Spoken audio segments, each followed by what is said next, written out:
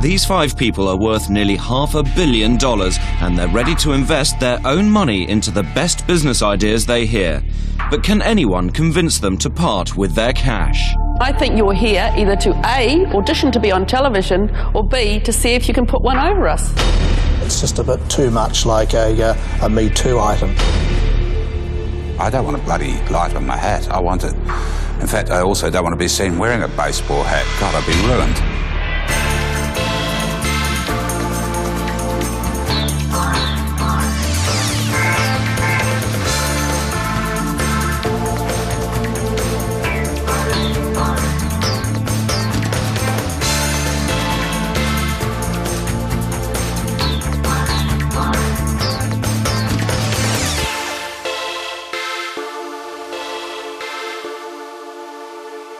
New Zealand is often credited with being one of the most entrepreneurial countries in the world.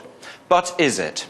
Here in the Dragon's Den, cash-hungry entrepreneurs are about to arrive with the business ideas they think could make millions.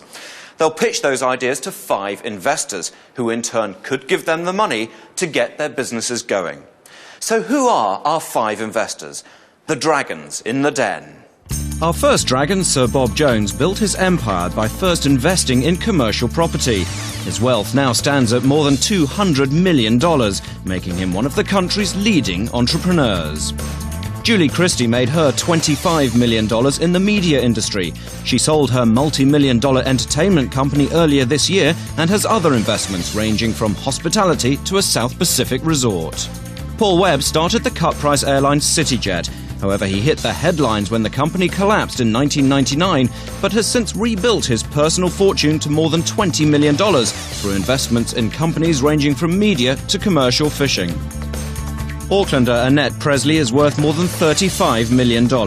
She started off investing in recruitment before buying and transforming Australian telecom businesses, and she's now the face and owner of internet firm Slingshot.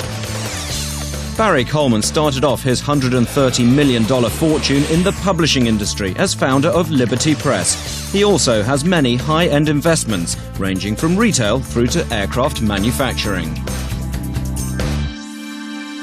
First up is 47-year-old Simon Dyer from Christchurch.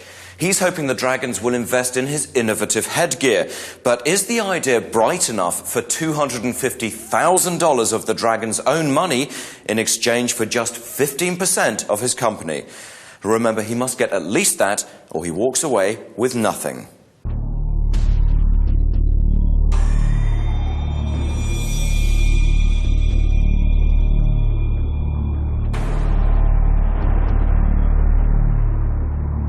Hello Dragons, my name is Simon Dyer. My role, or one of them, is as a software development manager developing GPS navigation solutions. But today I'm here to show you a product, my first product from my startup company, the 2C Light company. The product I'm showing you today, this is an early prototype of it, is an integrated lighting solution into your apparel. It's a standard baseball cap. It's a 2-in-1 product, of course, so it gives you the advantage of always having your light with you. If you're out doing various activities and it gets dark, you don't have to go off and find your torch. It's also, of course, being a baseball cap, available for logo placement, for co-branding opportunities, etc. But very importantly, it's unnoticeable lighting. We have the lights cleverly disguised underneath the product, so they can't be seen. If we could dim the lights, I could demonstrate its features. We have a standard light mode. We also have a dimmable control. We have a cycling or safety mode, or for your children, etc. We have an SOS mode, and again for your safety aspect. And of course, we also have a party strobe mode. Simon Dyer's innovation is a baseball cap with solar-powered lighting, which provides hands-free illumination without batteries. But is it a product the Dragons will buy into? Simon, tell us what the investment opportunity is that you're bringing. There's a little bit of preamble to that. We're actually tooling up for this at the moment. We're releasing this at the Outdoor Retailer Show in Salt Lake City. We expect to be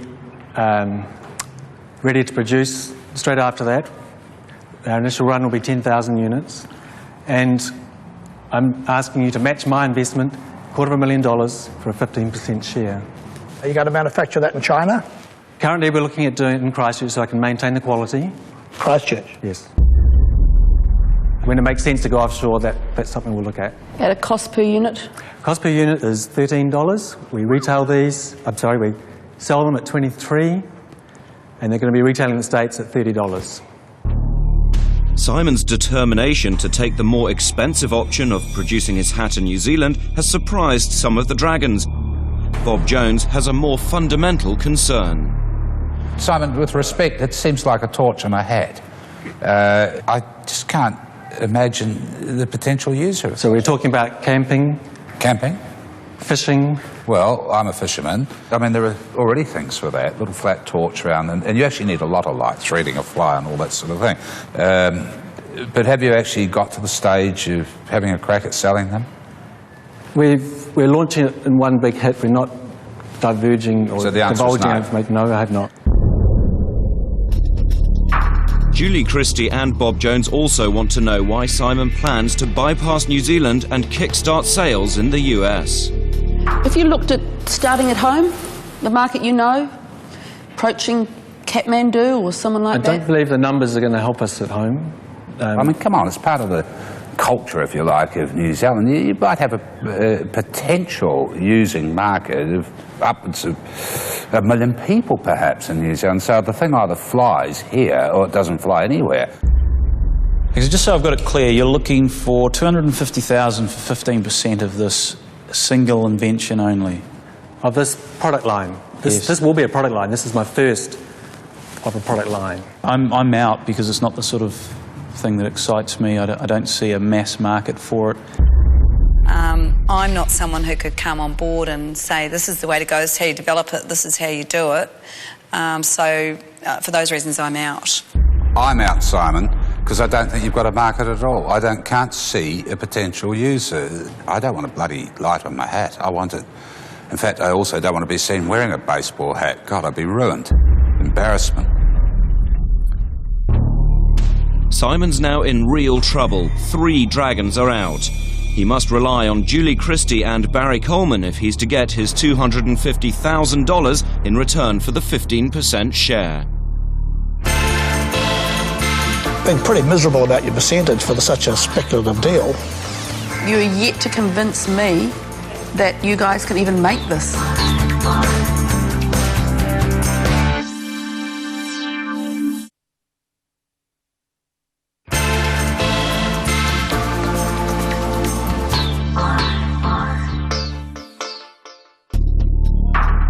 Simon Dyer has come to Dragon's Den seeking a $250,000 investment for his hat with inbuilt lighting in return for a 15% share. Only Barry Colman and Julie Christie are left, so will either of them see the dollars in his 2-in-1 lighting solution? What do I get back for my $250,000 if I invest in it? I have a complete, fairly comprehensive spreadsheet that includes my 90-day trade cycle, cost of materials, etc. And I'm looking to return to the investor, based on our forecast, $670,000 at the end of 3 years. Simon, you're not a marketing man, are you? You're a geek. Well, if you like, I'm a technical person, but I have a marketing team, and we have very high confidence in this product. Are we going to buy into your brain power on an ongoing basis, or is this a one-off gimmick? The 2C Light company will continue into other product lines of lighting. We would be investing in 2clight.com, not just in this product. That's correct. And all your future research is going to go into this company that we're investing in? That's my intention, because I hope to grow this company. So you'd be prepared to sign a restraint of trade against yourself? I'm not sure I would. Being pretty miserable about your percentage for such a speculative deal. Well, the only reason I'm out is because I don't think that giving you my money, is actually going to progress it. I think you need the other components of a company behind you. A 15% equity share was too low for Barry Colman, and he's out. Despite his confident start, things are now looking bad for Simon and his 2C hat. Any hope of picking up a $250,000 investment now lies with the last remaining dragon, Julie Christie. You know, you're not a very good salesman, but I suspect you might be quite a good inventor. I want to know a better percentage for 250. For a greater percentage, I would be wanting to get this product launched much harder and much faster. Let's say, let's be real about this, you know, a $500,000 advertising campaign in America gets you started. You haven't shown your product to anyone, so you do not yet know if there's genuine interest. That's still correct. That's right. That's correct. So what's a better percentage for 250,000? I would ask you to offer me one if you're interested. What about 50%? It's way out there, I'm sorry. Well, you're going to have to give me a better percentage, a lot better percentage than 15. Well, what could you add to it in terms of helping me to get this product to reach its real potential? For example, well, the first thing I'd be doing is finding out exactly what your market is, because you don't know. Part of coming here today was to actually talk to people who've worked in the retail and could tell me what they think. So you give me your final percentage for 250k. Well, based on those numbers, I've calculated that I can extend it to 17.5%. Simon's stubborn determination means he's only willing to give up 2.5% more than his original 15% offer for the $250,000. But has his approach to negotiating with Julie Christie worked? I think we're so far apart. I'll have to be out. Simon's reluctance to give any more than 17.5% has cost him a deal with Julie Christie, and he's leaving empty-handed. No, the light wasn't strong enough. You couldn't really add. But I think you could fix that.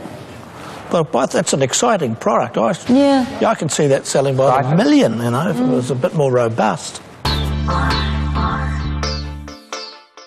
Simon, some of them seemed very impressed with your product, but they were picking holes in it. Do you feel as though you've had a bit of a mauling at their hands? Well, just a little, but I think they were very fair and they had obviously different opinions, and it was really good to get their feedback. But it seemed like suddenly out of nowhere, Julie Christie suddenly was there with the money, but she wanted 50%. Yes, and I just couldn't really move to that. I knew at the numbers that I'm selling that I would effectively be making a loss by taking their investment. And you two are never ever going to meet in the middle, were you? No, not as it was, no. Well, best of luck. Thank you very much.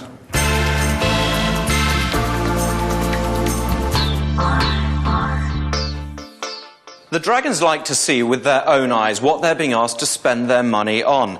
But Anne-Marie Drinkle hasn't got a prototype, and she doesn't even know if her product can be manufactured. So will that affect her chances of getting the investment she's come for? She's looking for $75,000 for 15% of her company.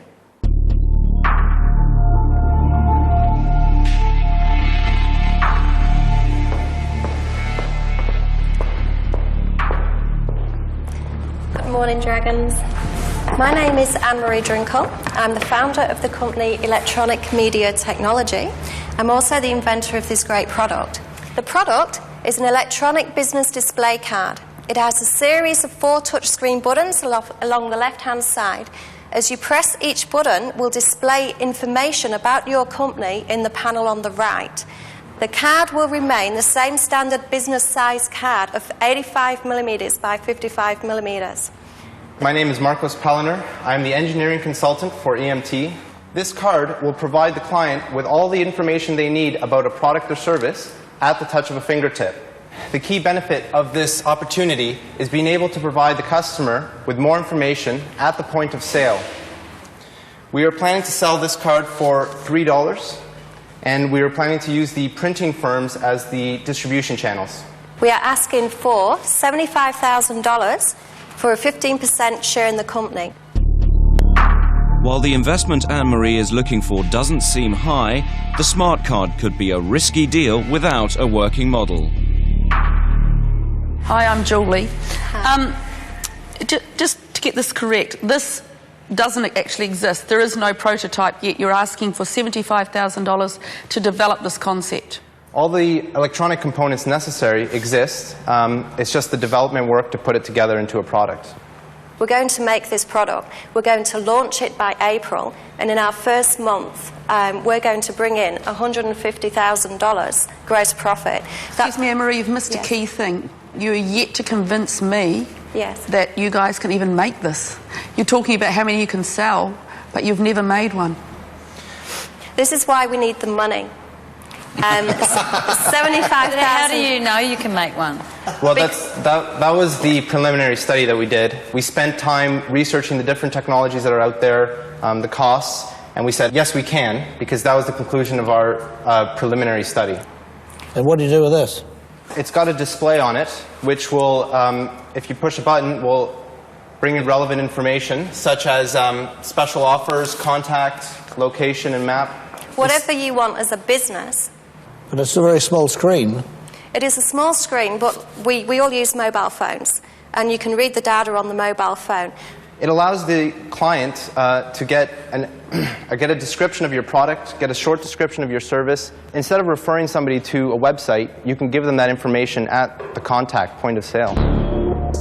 Anne-Marie has rescued her pitch by convincing the Dragons her business card with a touch of technology can be made. Bob Jones isn't so sure. If I was wanting information on a company, I don't want it electronically for a start, but that's me. I want a tactile factor. That's why books last. Yeah. You know, you remember books were predicted to disappear and everyone was going to read a screen. They don't and they won't because there's a tactile factor, and that's what I want in the brochure, rather than some skimpy information on that. So I'm out, I'm afraid. Bob Jones is out. 4 Dragons remain. Will they see a good investment opportunity in Anne-Marie's smart card technology? I really believe that you need me. I think that you need the support to make this thing happen. And coming up, will Laurel Gillen's unique money-making business selling cardboard boxes tempt the Dragons? Have you got a goldfish model? The smallest model I've got right now is that, but you know, there are probably some people who'd like to bury their goldfish.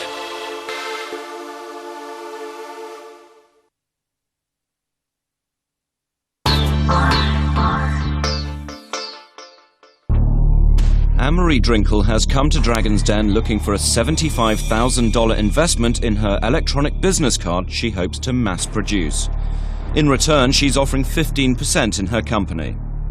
Bob Jones is already out, so will the remaining Dragons see the technology as a tempting business venture? We're going to take 24 weeks to produce this. We're going to bring it into the marketplace in April, and it's going to, if we can hit, well, I know we can hit a target of 150 agents, we're going to turn over $3 million in our first year of trading. This is going to make you a lot of money. Well, look, I think it's a great idea. I'll give you the money to develop it. I think you should go ahead to the next step, but I'd like 20%, not 15%. Are you willing to come in as well to help us out with your experience? Sure. Whatever that's worth. A lot more than you think.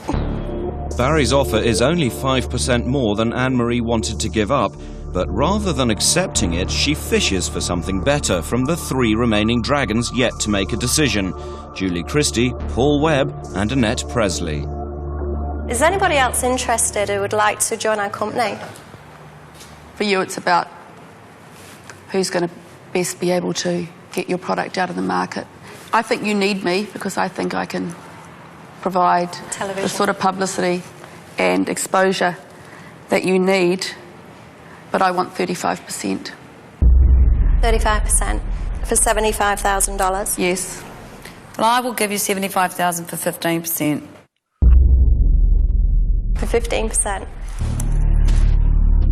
Annette Presley has undercut Julie Christie and Barry Colman and come up with what Anne-Marie initially asked for. With Paul Webb still to make a decision, the pair seem to have gained the upper hand in this deal. I'll declare my interest. I think you're going to need a lot more money than $75,000. I think $75,000 will perhaps get you to base one to prove that you can make it and prove how much it's going to cost to make.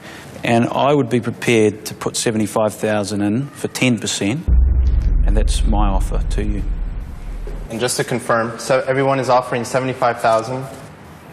Correct. All right, thank you. So we just need a couple of moments and we'll come back to you. Thank you. Only Bob Jones is out. The remaining 4 dragons have 4 separate offers on the table. All are willing to put up the $75,000 investment.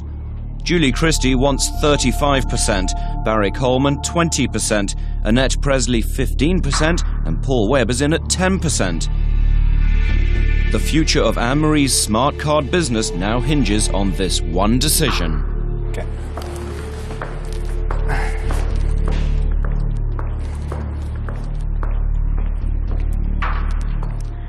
After some deliberation, we've decided Annette would very much like you to be involved in this project, and also Barry.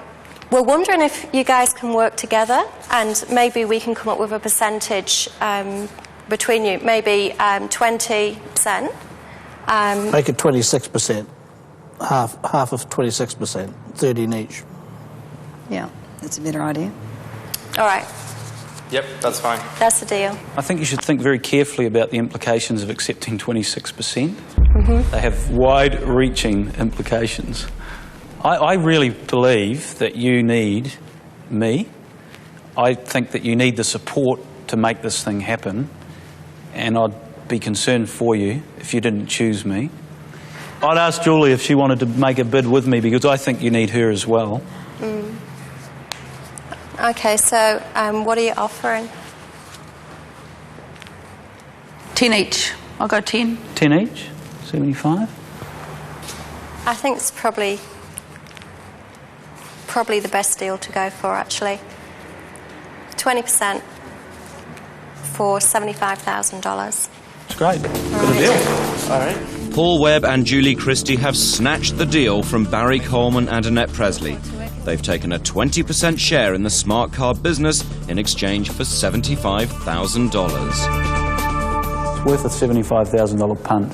It is. A no-brainer from that They've point got of some view. committed orders. They've got. And I tell you, they'll need more money, so their 20% will end up being a lot more, because as they need more capital, our stake will go up, so that doesn't bother me. I hope they forget about my comments re the 26%. Guys, many congratulations. You're smiling from coast to coast. Definitely. Cheshire Cat smile. Well, you've just had 6 deals put before you. I think I counted 6, is that right? 10%, 15, 35, and then they started partnering up to try and get your business. What did you think of that? Well, we knew when we came in here what percentage we wanted. We knew we wanted 2 dragons. We'd love to take everybody, but we have to think of our percentages. So we're absolutely wrapped. Yeah, I think they saw the opportunity, and now we'll be able to really move forward with this, which is excellent. Many congratulations. I wish you the best of luck. Thank you very Thank much. you.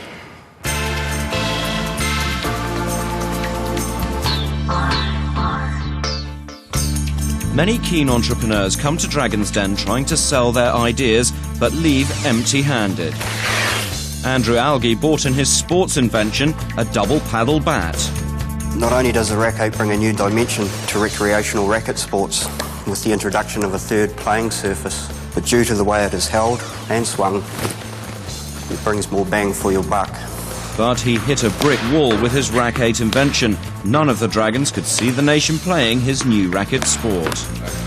You might as well come in here with a shoe with a handle on it and say, well, the unique thing here is this is the only shoe that has a handle on it. Okay. Well, there's a very good reason why shoes don't have handles, and that's not a reason everyone's going to rock it out and buy it. No, it's not. Andrew and his racket business was savaged by Paul Webb.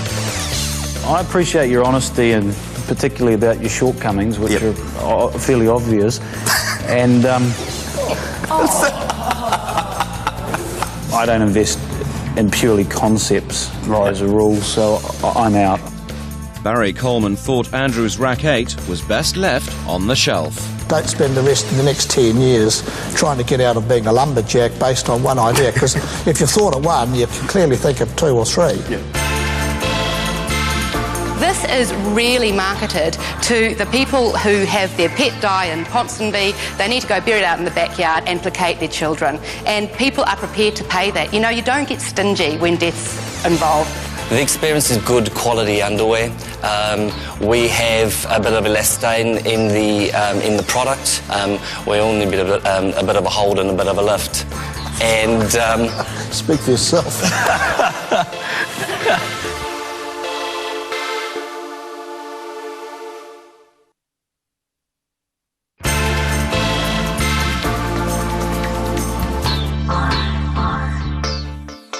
Aucklander Laurel Gillen has come up with a novel idea to sell the average cardboard box.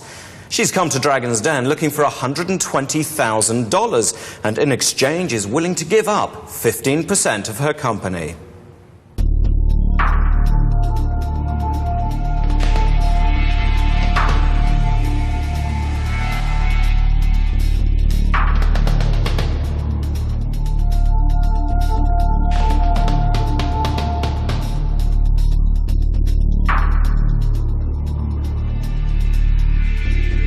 Good morning, Dragons. Firstly, I'd like to say that I'm really grateful for the opportunity to present to you today. I think it's truly exciting, especially considering what's possible for all of us. My name's Laurel Gillen. I live here in Auckland. I currently run an IT sales recruitment company, but today I'm here to talk to you about my latest venture, 4 Feet Under. The pet services and products industry is a lucrative growth industry. It's estimated to be worth around $400 million annually in New Zealand alone. Increasingly, the pet-human relationship is becoming more humanised as pets truly become part of the family. Services traditionally limited to the human realm are now being expanded to incorporate pets. 4 Feet Under provides a variety of coffins for pets. The range I'm showing you today are tasteful, simple cardboard coffins. I can see them, thanks. Okay. Yeah. The owner can adorn the lids with beautiful poems, words and pictures, which will assist as a ritual for saying goodbye and can help with the grieving process. And with your help, we can make 4 Feet Under one of the first ever pet funeral directors across Australasia. Thank you, and I look forward to your questions. To get her pet coffin business started, Laurel Gillen wants $120,000 and in return she's prepared to give up 15% of her company. Have you got a goldfish model? The smallest model I've got right now is that, but you know, there are probably some people who'd like to bury their goldfish. And elephants and horses, draft horses? I have the challenge of the horse. The horse is probably the largest one I'd go to. What do you do with your dead cats now? My cats never seem to die, actually. Isn't the norm that the vet quietly disposes of it? That's right. The shape of the coffins. Why are they that shape? The coffin shape is one of the most recognised shapes in the world. You see, I understand why coffins are that shape with human beings, because human beings are kind of that shape, but a dead dog is not that shape. Certainly it's just to associate it with the coffin. So what's the 120 grand for? Is that to pay yourself a salary for? No, look, I tell you what. Buy a few cardboard boxes. What the $120,000 primarily goes for is the setup costs of the die cuts for the production. It's for some branding and trademarking, but primarily it's the web presence and the marketing that's around it. This is really marketed to the people who have their pet die in Ponsonby. They need to go bury it out in the backyard and placate their children. And people are prepared to pay that. You know, you don't get stingy when death's involved. The question is, how do you reach the pet owners, the deceased pet owners? You'd have to be in the supermarkets and possibly get one of the pet food manufacturers, and that's a big business, pet food manufacturing. The lure of a lucrative market has got Bob Jones interested, but Julie Christie isn't so impressed. Will the numbers tempt her to invest? For $120,000 for 15%? Yes. It means you're valuing 4 Feet Under at $800,000? $800,000, yep. On what basis? Look, 4 Feet Under is embryonic in its stage. I had a choice today as to whether to come along and pitch to you, or I could have easily said, look, I'm just not ready. But as an entrepreneur, I've taken that risk and I'm prepared to put myself on the line. How much are you charging for a box? This would retail for around about $35, $40. Good Lord, that seems a lot. And what's it cost you? It's costing around about $6 to make. That seems high too.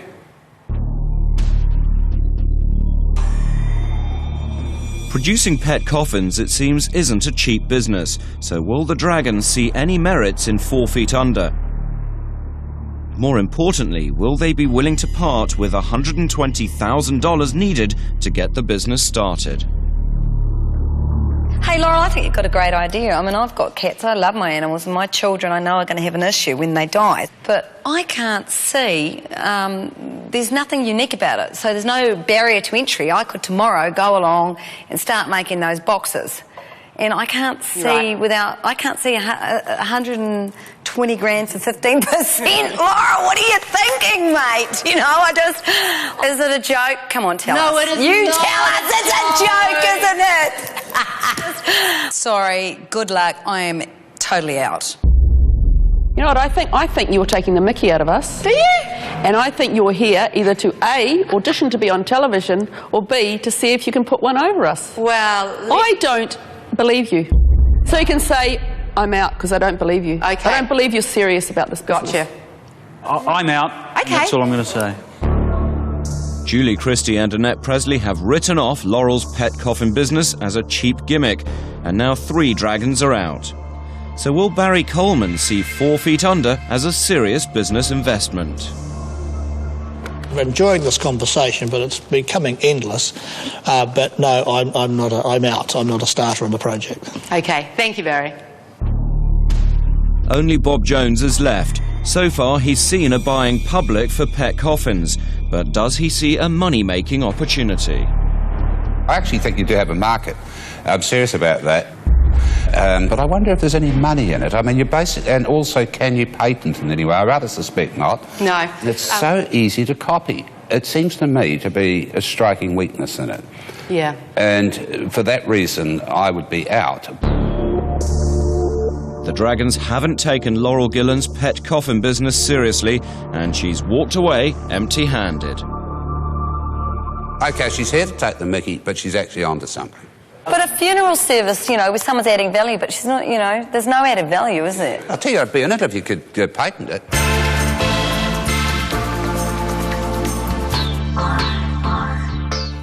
Laurel, they laughed at your product.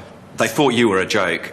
Were they being fair to you? Well, do you know what's interesting, Rawdon, is I think people deal with death in very different ways. And I don't really mind whether they're being fair to me or not. The fact is that I've got a product that I've researched.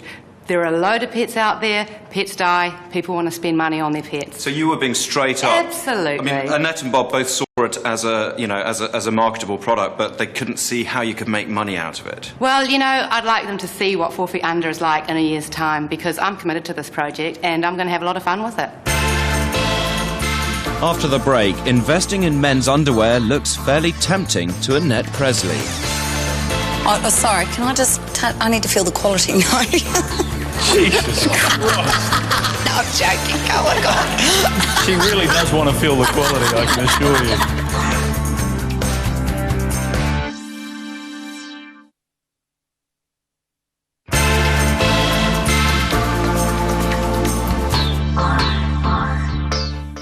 Now, Duncan Corston thinks he knows how to get the Dragon's attention.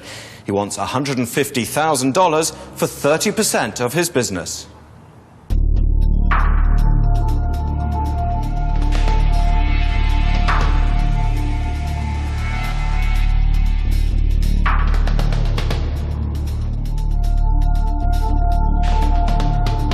Oh, it's a bit more like it.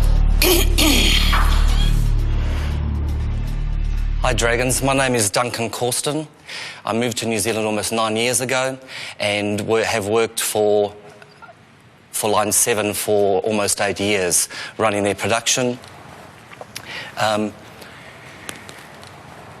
started Inked in 2003 with an idea of celebrating our tribal culture or our tribalism by means of Pacific tattoo and drawing inspiration from our Pacific culture. Pardon? The concept behind this range is casual clothes around home that are comfortable, but at the same time not out of place at the dairy, nipping down the supermarket or picking up the kids from judo. I believe that the brand's got good recognition, and it's an evidence of the 8,000 units that we've sold to date. Duncan's nerves have got the better of him. He's come to Dragon's Den looking for $150,000 in return for 30% of his business. Now, Paul Webb wants to know more about Inked Underwear's bottom line. I wonder, without going into the detail of your figures there, could you just explain to me what your cost of goods are as opposed to your sale price? Currently, we're making a 20% GP on product. So what's a pair of briefs cost? A pair of briefs is costing us $16. Right. And what are they retailing for? They're retailing at $39.95. What would the $150,000 be spent on? Resourcing, as well as marketing, some marketing over the Christmas period. Also investigating the United States and the European market, along with the Australian. We have dabbled in the Australian market, and monies would be used to investigate those markets further where we have registration of the brand. The potential sales overseas of Inked Underwear has caught the attention of Annette Presley. She's keen to find out how serious Duncan is about his business. Hi, Duncan, I'm Annette. Hi, Annette. Hi. Oh, sorry, can I just... I need to feel the quality. No, I'm joking. Oh, my God. She really does want to feel the quality, I can assure you. Yeah, I think you've got a very exciting potential product there. I'm just wondering, how much have you put into the business so far? I've invested $250,000 into the venture. Where did you get the $250,000 from that you've already spent? I initially mortgaged my home. I then sold my home for a good profit, and I've invested that plus additional funds into the business. How do you live day to day? On a shoestring. I have a very kind mum who believes in the dream as well. Despite his shaky start, Duncan's commitment to his company has impressed the Dragons. But Annette Presley has concerns over the underwear's more high-profile competitors. Is this more expensive or less expensive than Calvin Klein? We're very competitively priced to the Calvin Klein's basic range. So about the same? About the same. Without being rude, I mean, if I had a choice between Calvin Klein and yours, wouldn't I be more inclined, if it was the same price, to go for Calvin Klein if there wasn't a point of difference I could quickly see? Why would I pick? I think discounting's a disease when you're trying to sell something. If you can only sell it by discounting it, you can't build a brand. With our point of difference, it makes a great gift, and it's about the experience. What's the experience?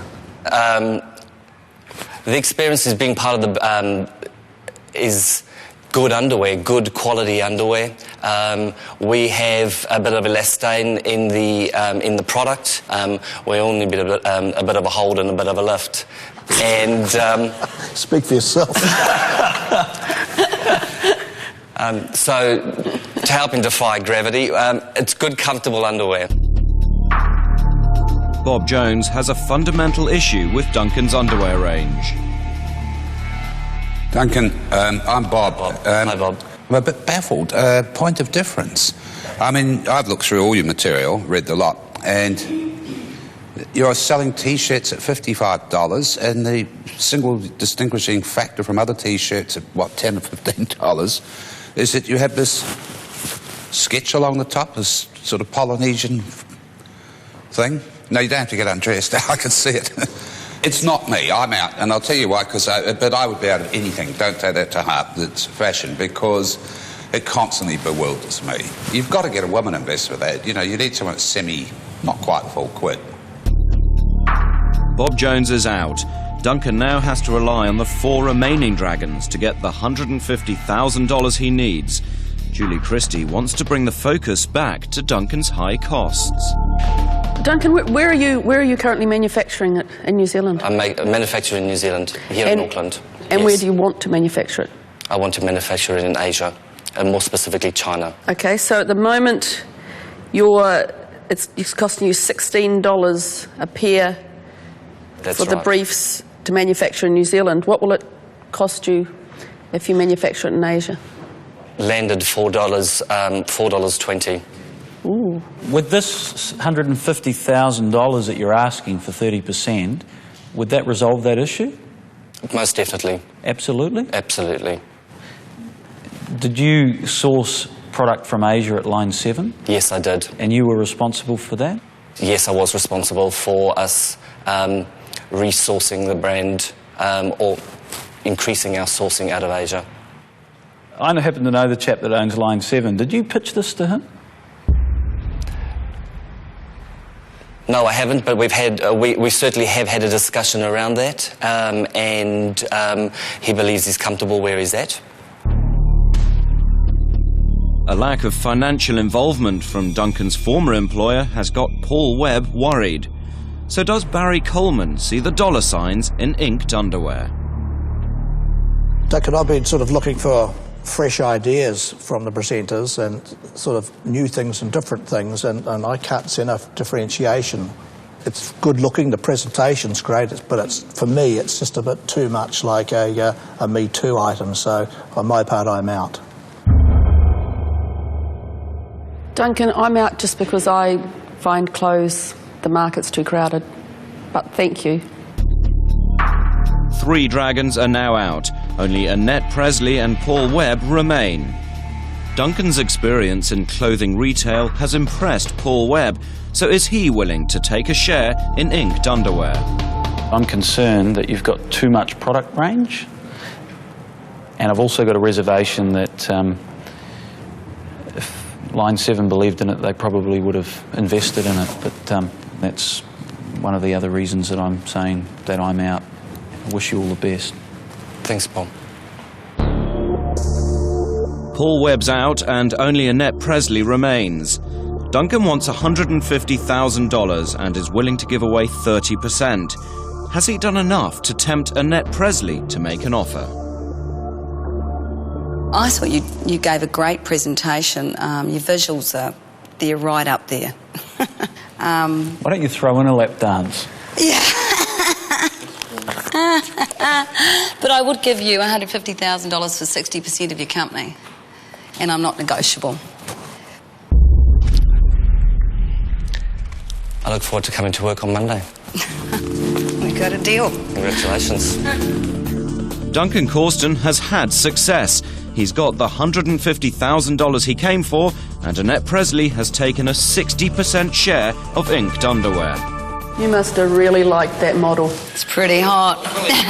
Part of me says that I should have done a deal because that individual will take that business no matter what.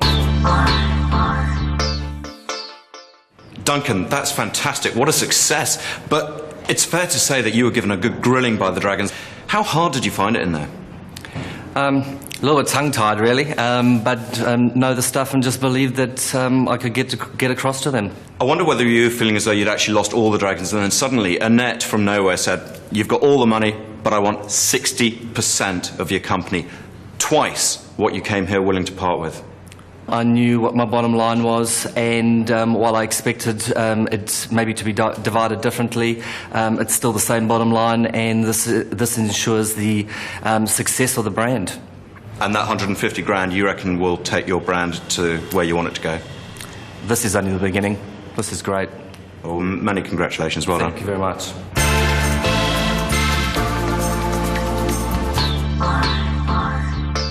In the Dragon's Den, there are winners and losers. For some, their passion has seen their dream come true, their lives changed forever. For others, it's back to the drawing board. No one said business was going to be easy. Goodbye. It's taken me a while to develop it, but it's come from a family recipe, which I've tweaked to perfection. So it's a shortbread with a jack stuck in it. My 3-year-old would rip that off in about 5 minutes. How? I could assure you he would. Have you thought about taking out money lending in South Auckland? You'd have a field day, my friend. You could sit there and sign them up at about 400% interest.